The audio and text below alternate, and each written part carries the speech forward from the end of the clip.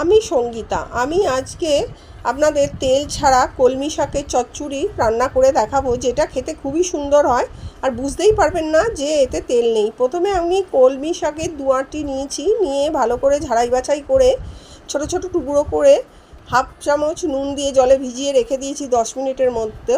ততক্ষণে আমি কুমড়ো, ঝিঙে আর বেগুন ডুমো ডুমো করে কেটে নিয়েছি কয়েকটা। তারপর একটা কুকারে হাফ চামচ নুন দিয়ে সামান্য একটু জল দিয়ে দুটো তেজপাতা দিয়ে আনাজগুলো দিয়ে আমি একটা সিটি মেরে রেখে দিলাম ঠান্ডা হবার জন্য কুকারটা।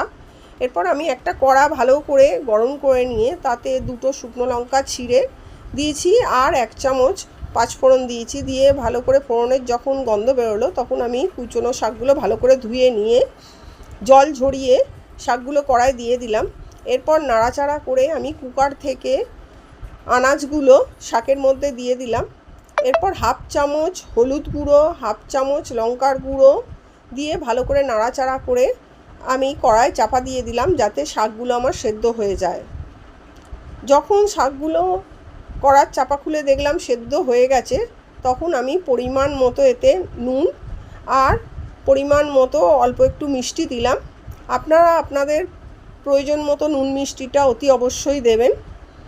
এরপর আমি ভালো করে আবার নাড়াচাড়া করে এটা চাপা দিয়ে দেবো, কেননা নুন মিষ্টিটা যাতে আমার এই চচ্চড়িতে বসে যায়। এরপর যখন আমি চাপা খুললাম, আমার নুন মিষ্টিটা ঠিকঠাক আছে চেখে দেখলাম, তখন আমি এবার নেড়ে নেড়ে জলটা শুকোতে থাকলাম ঢাকাটা খুলে দিয়ে। যখন একদম নাড়তে নাড়তে চচ্চড়িটা শুকনো হয়ে যাবে তখন আমার চচ্চড়ি রান্না শেষ হয়ে গেল। এইভাবে আপনি কলমি শাকের চচ্চড়ি রান্না করে দেখবেন, বুঝতেই পারবেন না যে এতে এক ফোঁটা তেল নেই আর খেতে ভীষণই সুন্দর হয়।